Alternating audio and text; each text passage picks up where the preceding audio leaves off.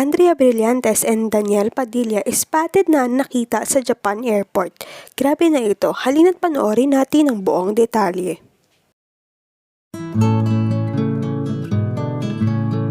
Spotted na nakita ng isang netizen si Daniel at Andrea na magkasama sa Japan. Ayon sa comment, nakita daw ng boyfriend niya si DJ and Andrea na magkasama at kakarating lamang sa Japan. Halina't basahin natin ang kanyang komento. May BF saw DNA sa Japan today. Nalulungkot ako for cut.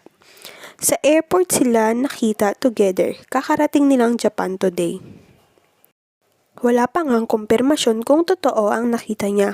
Kung totoo man ay maraming Katniel fans ang malulungkot at bubuwag sa Katniel. Sa pag-unfollow pa lang ni Kat at Blythe sa isa't isa ay isang patunay na may alitan talaga sila.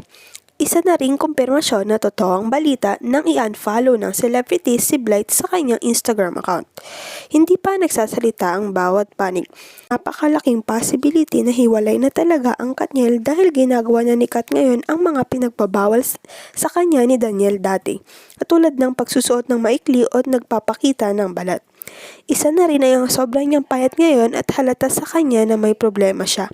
Abangan natin ang mga susunod na balita. Huwag kalimutang mag-like at subscribe sa aking YouTube channel, Silyang Beads.